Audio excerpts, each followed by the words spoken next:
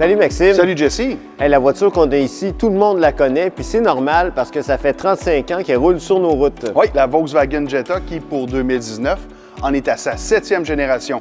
Nouvelle plateforme, nouveau design intérieur-extérieur, beaucoup plus de sécurité active et aussi une nouvelle boîte automatique. Oui, une transmission à 8 rapports. C'est une des rares dans la catégorie, mais les puristes peuvent se rassurer. Il y a encore une bonne vieille boîte manuelle à 6 vitesses d'offerte dans toutes les versions, y compris la GLI qui est aussi de retour. Mais là, pour pas tout confondre, ce qu'on a ici, c'est un modèle Highline avec le groupe Airline. Donc, il y a beaucoup de lignes là-dedans, mais ça donne un petit look sportif à l'auto.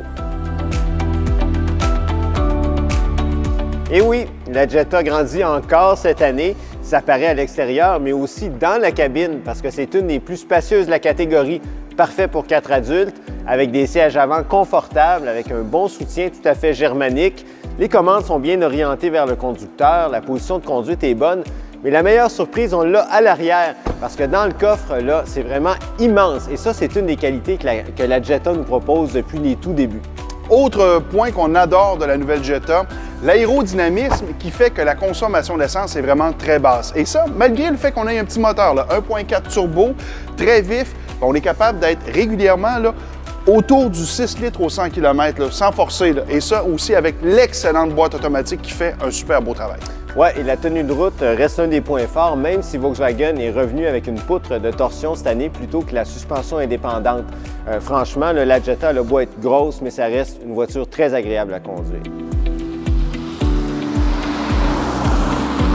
Jesse, tu parles du plaisir de conduire, c'est vrai, mais ça serait encore mieux si la direction était plus vivante. Volkswagen nous a habitués avec des choses un peu plus connectées dans le passé, et là, même en mode sport, il n'y a pas une grosse différence. La suspension aussi dérange. Elle cogne dur sur pavé inégal, et ça, c'est fort probablement causé par les amortisseurs qui sont trop fermes, ceux du groupe Airline. Oui, et là, justement, avec le groupe Airline, on a une voiture qui frôle les 30 000 et la finition est tout juste correcte pour ce prix-là. On n'est pas dans le luxe, par exemple, d'une nouvelle Mazda 3 là, qui est vraiment spectaculaire. Et pour ce qui est de la sécurité active, Volkswagen devra faire ses devoirs parce que c'est inacceptable qu'il faille acheter le modèle le plus cher ou celui du milieu de gamme pour avoir accès, par exemple, au régulateur de vitesse adaptatif, au freinage automatique d'urgence. Et c'est même pas disponible non plus dans le modèle de base. Bon, si on résume le sort de la Jetta, on peut dire que c'est une voiture qui a un petit peu perdu son caractère d'antan.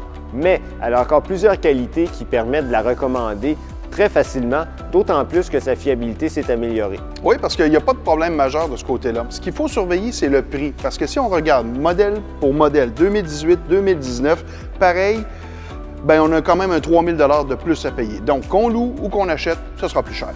Excellent avis de la part de Maxime, que vous pouvez aussi obtenir gratuitement en appelant les services conseils automobiles de CAA Québec. Évidemment, c'est pour les membres. Sinon, vous pouvez taper caquebec.com/essai routier pour avoir plus d'informations sur la Jetta.